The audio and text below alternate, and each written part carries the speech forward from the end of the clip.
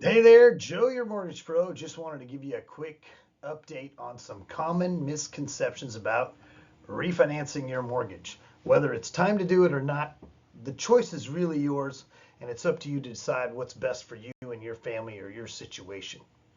Um, so let's see.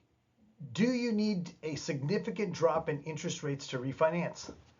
Again, the reality is even a modest reduction can be super beneficial.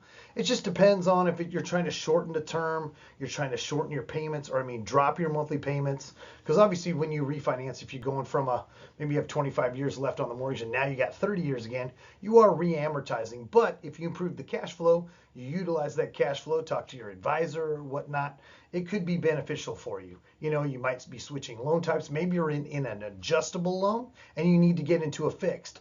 We don't see too many adjustables out there, but again, it can happen. So that could be one of those things. I did a quick thing. Again, I don't know when this will be posted or when somebody will view this, so I just kind of took rates if it's even possible.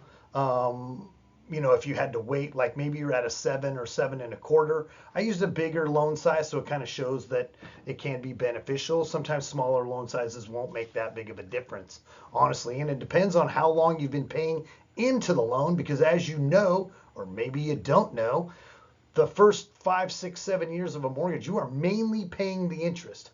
So the thing that people do not understand, if you don't hear anything else I say, hear this. On a 30-year loan, if your interest rate is 2%, 3%, 4%, 5%, the the rate on that loan isn't actually that rate until you've made all 360 payments.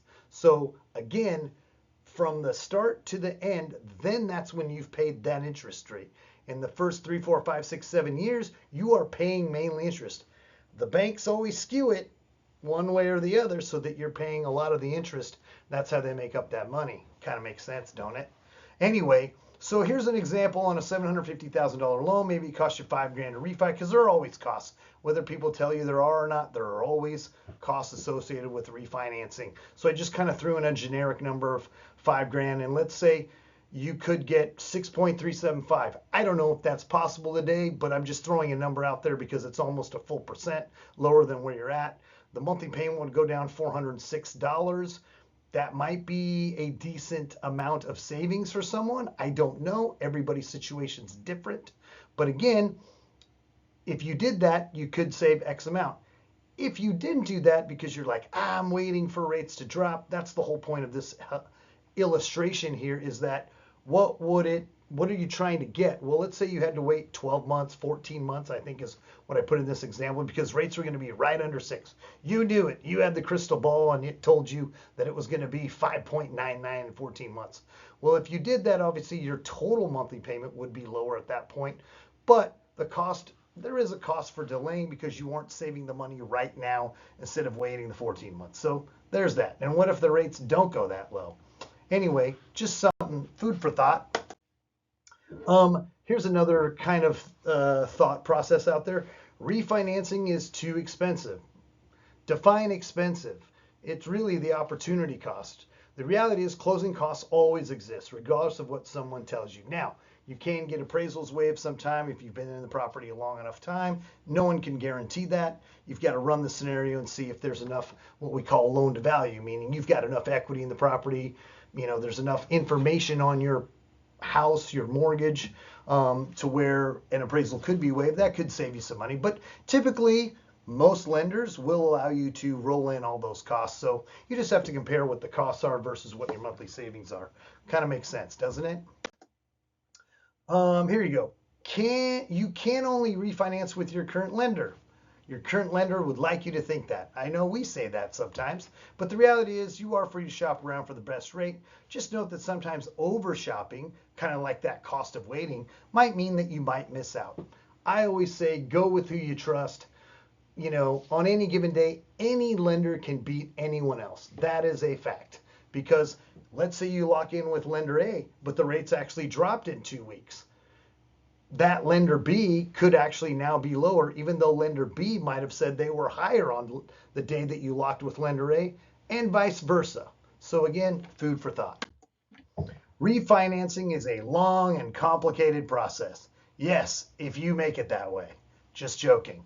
But seriously, as long as you provide all the documentation and all the paperwork involved, remember, you're not the underwriter. The specific lender that you're going through will have their requirements on what is needed in order to fulfill that obligation so that they can close on time. And again, if you can waive an appraisal, that can save you some time and money. There are also streamlined refinances available if you have an existing VA loan, FHA. There's all kinds of different processes, but these things change all the time. And under the current regime, who knows? We've heard that a lot of the enforcement is going to be going away. So maybe things will get even more streamlined with less red tape. But again, it remains to be seen. Refinancing will hurt your credit score. I think this is one of the biggest, craziest things that people say all the time. If you are on the borderline, if you have a good lender, they will tell you, hey, you're at a 620 right now. You probably need to do this. If someone else pulls your credit, you could dip below that line item. Every 10, 20 points does mean something. Could be more documentation, could be higher rates, could be the reason for you to qualify or not qualify. So there is some truth to that, but the reality is if you're 700, 720, 780, it may not make any difference at all unless you got something. You just have to look at the overall credit and see what's going on there. Another thing is you can only refinance once. False. But again, the more you refinance, the more costs you have. So there was a thing back in the day called churning where some guys were refinancing clients like every 3-6 months. You really shouldn't do that. You can't do that unless you've got some really special circumstance. But typically it's best to wait 6 to 12 months minimum. But again, every situation is completely different. You need a lot of equity to refinance. The reality is, while that does help because that can reduce the costs associated with refinancing because you're a better risk to a lender by having a good loan to value position, meaning if your home was worth $1 million but you only owed 200 versus owing 900, you're a better risk to a lender. Remember, it always seems like they want to lend you money when you don't need it. That is the point of being a bank, it seems. But anyway, there are other kinds of streamlined processes that may or may not require an appraisal. Lots of things to consider there, but generally, the better the loan to value, the better off you are. Refinancing is only for people in financial trouble. No. A lot of people will take advantage of a drop in interest rates to leverage that to be able to acquire other properties, or maybe they're investing into their business. Again, every situation is completely different. We all want to try to fit you into some kind of bucket. I get that. But at the end of the day, you've got to go with the trusted source, an advisor, someone that recommends a certain program or product, certified mortgage advisor, which is what we are. We do tend to look at the overall picture and help you kind of get to where you want to go.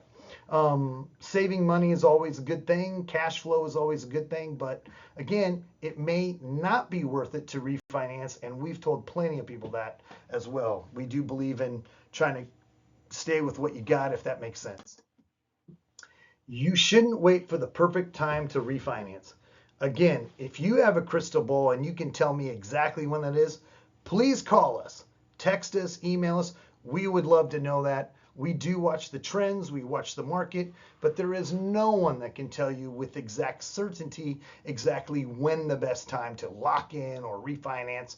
We do, as with any other professional, try to be experts in our field and try to see when the best time to lock in is. We watch the mortgage-backed securities. We listen to a lot of Barry Habib and the MBS Highway, and those are subscription services that a lot of really good lenders have, and those will help us make a better educated guess. By all means, we do try to work with advisors, CPAs.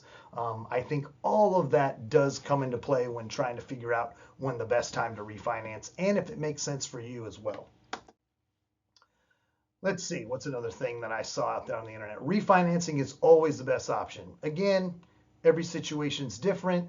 You've got to compare, the monthly costs, the savings, the total upfront costs, the convenience factor. Sometimes People that quote really, really low rates will take forever to close your deal, and it may not even close. We've seen that in the past too. So, yeah,